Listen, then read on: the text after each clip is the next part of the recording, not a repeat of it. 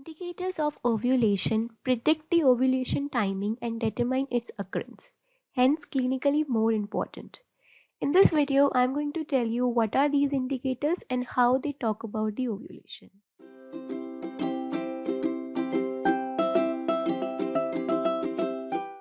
Hey everyone, welcome back to HM Learnings. I am Harshita, the creator of HM Learnings, where students come to clear their concept and to get the study material. Make sure you subscribe my channel. So today we are back with the next video on the reproductive physiology and the ovulation, that is about the indicators or test of ovulation. So in the previous video we have talked about what is ovulation, when it occurs and how it occurs. In this video we are going to see what are the indicators of the ovulation. So indicators or test of ovulation are being used to predict the ovulation timing in order to see whether the menstrual cycle in a female is ovulatory or anovulatory, and also seeing that whether the ovulation has occurred or not, and to in the previous cycle when the ovulation has occurred, so then you can predict that in the next cycle the ovulation is going to happen now. So this is being used by an individual also and by a gynecologist also to know that when the ovulation, or to know more about the ovulation phase. So as we know that, okay, so we can talk about first that what is the basis of these indicators or test of the ovulation. So we already know that ovulation is a phase which is driven by cyclic changes in the hormones at the hypothalamic level, at the pituitary level, at the ovarian level, and those hormones are driving the ovulation, and those changes in the hormones are also leading to the structural and functional changes in the female body, and these changes are associated with the ovulation. So there are some changes which are happening pre-ovulation, there are some changes which are happening post-ovulation, there are certain changes which are happening during the ovulation, and there are hormonal changes which are driving the ovulation and which are happening after ovulation. So since we know what is the timing of these changes which are related to ovulation or driving the ovulation, if we know that when these changes are happening in the body, we can predict the timing of the ovulation as well as determine the ovulation, since some changes are driven by the ovulation. So therefore, we can say that for predicting the ovulation timing and determine whether the ovulation has occurred or not, we can evaluate the hypothalamic pituitary ovarian axis function, and also we can see that whether the female has those changes which are associated with the ovulation. So what do you mean by evaluation of hypothalamic pituitary ovarian axis? So that could be assessed by, because we know that what is the function of pituitary, ovary and hypothalamus to release the hormones. So if we can estimate the levels of the hormones such as LH, FSH, estrogen and progesterone. We can know then when the ovulation is going to happen. For example, we know that LH surge is after the onset of the LH surge, around 24 to 36 hours after LH surge onset, the ovulation occurs. So if we know that the LH surge has started, we can say that okay, this woman is going to ovulate in the next 24 hours to 36 hours. Similarly, we can talk about the estrogen also. If we know that the estrogen has reached the peak level, after some days, 3 to 4 days after that, the female is going to be ovulating. Then if we talk about the progesterone, now if we know that the progesterone is highest in this female, since we have the normal values of the peak value of progesterone, we can say that this woman is having the highest progesterone level. That means she must be in the mid luteal phase, so that means ovulation has already occurred. So by seeing these levels, we can say that because we know the timing of these changes, we can say that whether the ovulation has occurred or not. Similarly, the other changes such as changes in the ovarian follicle. So if we have seen the graph in follicle, we can say that okay, ovulation is going to happen. If we have seen corpus luteum, you can say that the ovulation has already happened. Similarly, endometrium is having different appearance during the polyverative phase and during the secretory phase. Cervical mucus also shows variation because of the action of the estrogen and progesterone, and also the basal body temperature shows. So we are going to talk about these things in detail in the coming slides. Now as I said, there are some things which are important to predict the ovulation. There are some things which are important for determining the ovulation, the occurrence of the ovulation. So basically, in this table you can see it's not a single thing which can accurately predict the ovulation.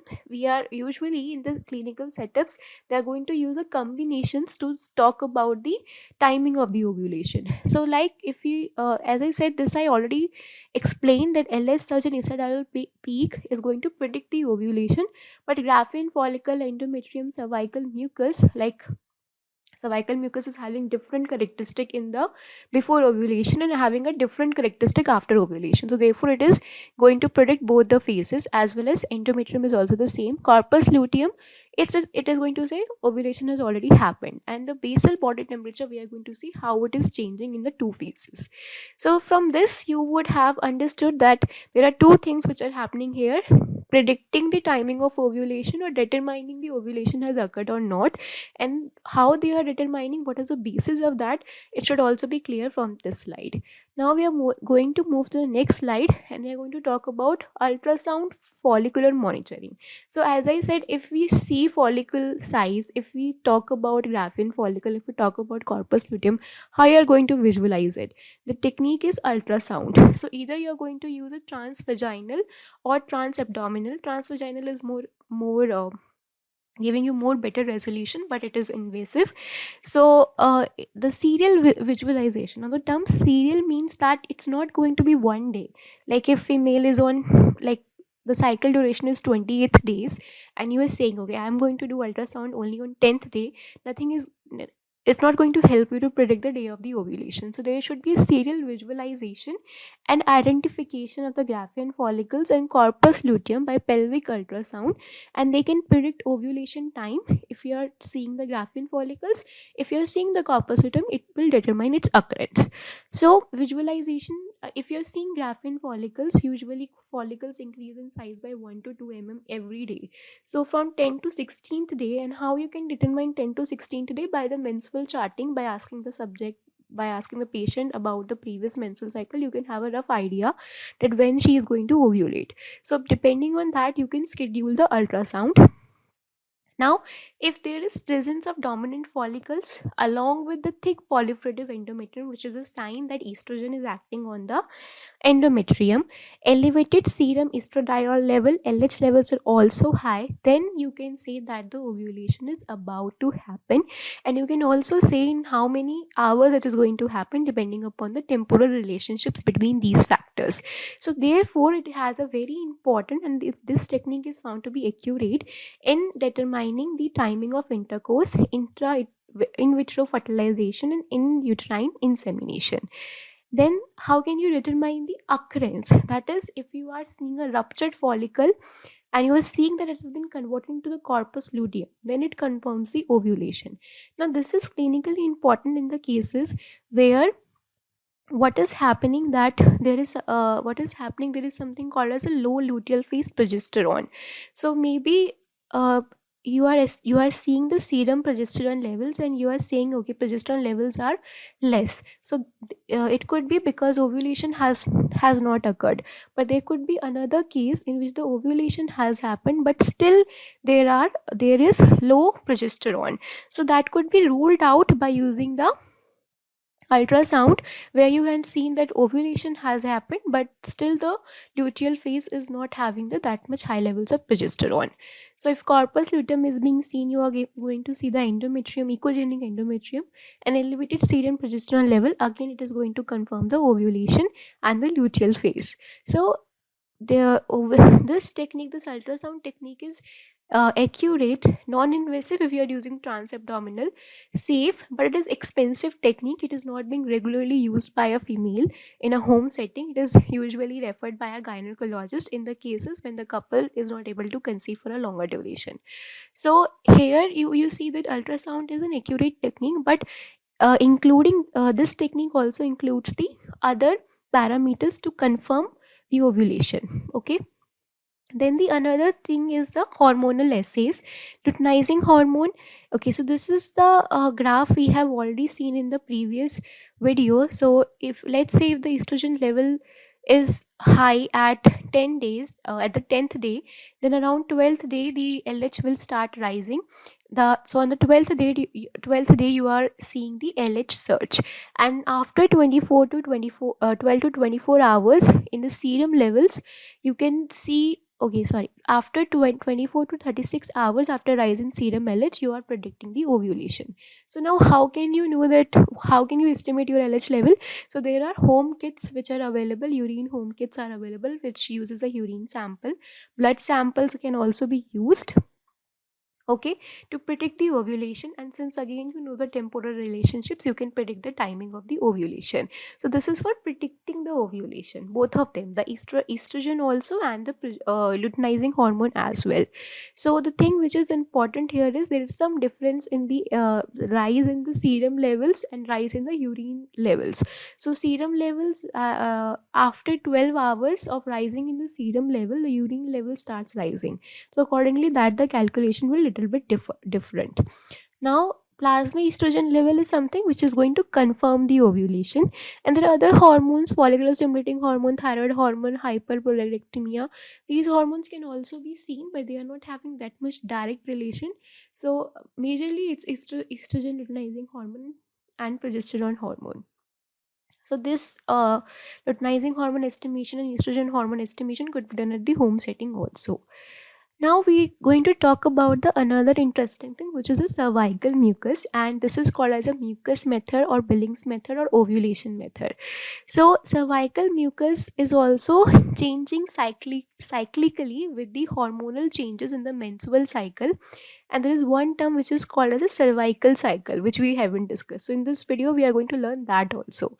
So cervical mucus or cervical cycle is basically that under the influence of the estrogen, the cervical mucus will be very high in, like there will be profuse secretion, it will be thin, it will be wet, and it will show the elasticity, and it is slippery in nature. But under the progesterone action, it will be scanty, dry, and thicker.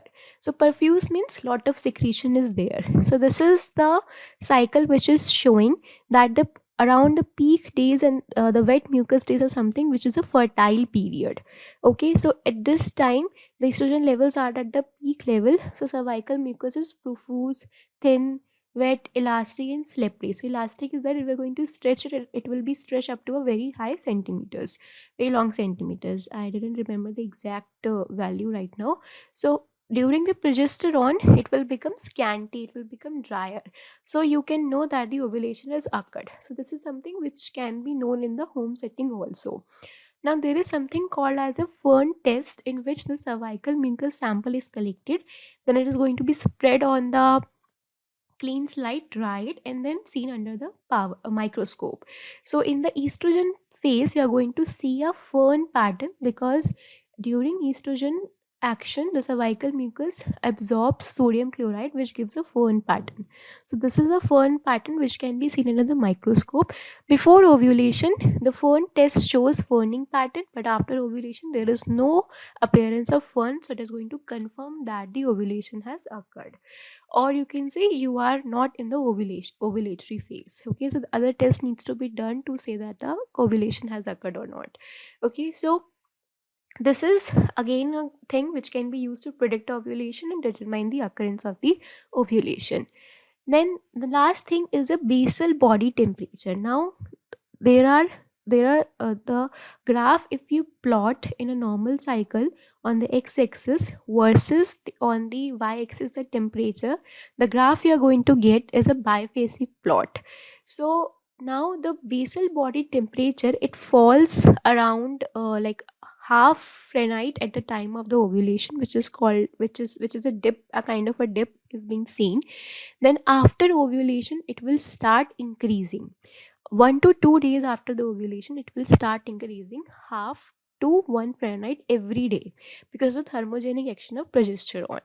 So if you are going to, if female is actually recording oral or rectal morning temperature before getting out of the bed, she is going to get a biphasic plot. So biphasic plot is like this. So this is showing the duration of the menses. Then from this day what has happened, this from this day to this is called as the pre-ovulatory phase. So the temperature is not, it is fluctuating, but it's not that high. During ovulation, at the time of the ovulation, you are going to see a dip is there, and then after that there is continuous increase in the temperature. So the day of the temperature shift is going to predict the time of the ovulation and hence confirm its occurrence.